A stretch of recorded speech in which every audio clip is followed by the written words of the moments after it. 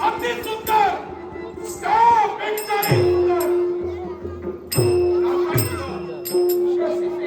शशीसेना आवडलं नाव तुझं प्रियाला पाहतोक्षणी प्रियाला प्रकार मिळाला याच्या जवळ पाहिल्यानंतर कोण घाबरणार नाही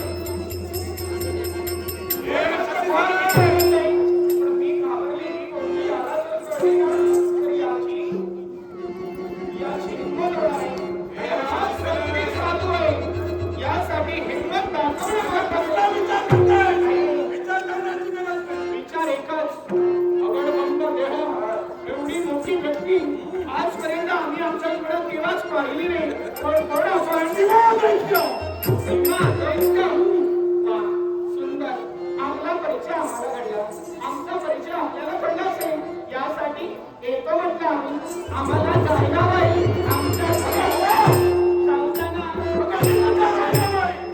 मला सुद्धा जायचंय पण मार्गानं मार्गक्रमण करत असताना हे सुंदर सौंदर्य पाहिलं आणि हेच सौंदर्य पाहताना या तुम्हाला हे सौंदर्य हवं असं वाटतं आणि याच सौंदर्यावर इमाम मोमीन झाला सुंदरी बापरे भामिनी रागिनी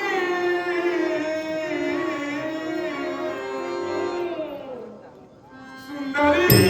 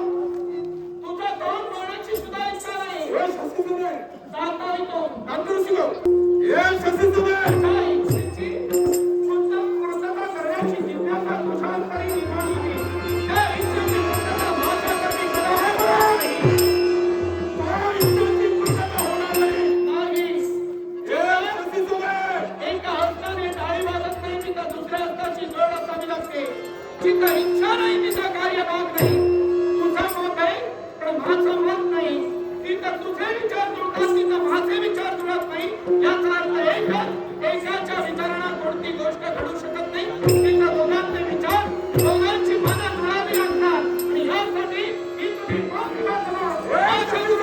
होणार नव्हे दुसऱ्या हाताची जोड ही तुझ्या हाताला हवी आहे कारण हे तिघाला सौंदर्य आवडलंय आणि त्यांचं सौंदर्य प्राप्त केल्यानंतर तिला आपल्या जीवनात सहकारी करायचं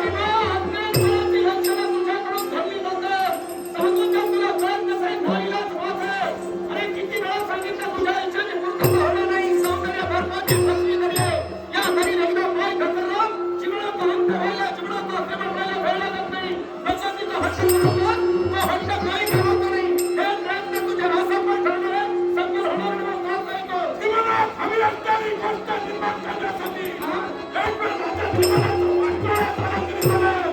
ही गोष्ट प्राप्त केल्याशिवाय तिला माघारी जाणार नाही. यालाच म्हणतात विनाशकाली विपरीत बुद्धी. ती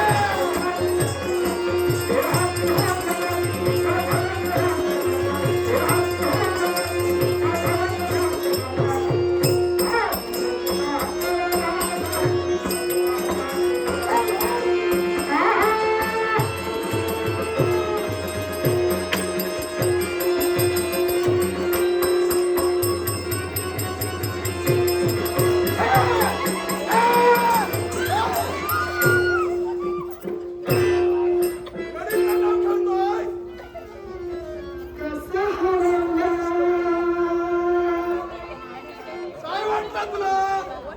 तू काय हे सर्व हिरवं करू पाहतो? लाल केल्याशिवाय राहणार नाही. आता येताना एकटा येऊ नकोस. सौंदर्याकडे घेऊन ये. आता येताना बहुमताने येणार.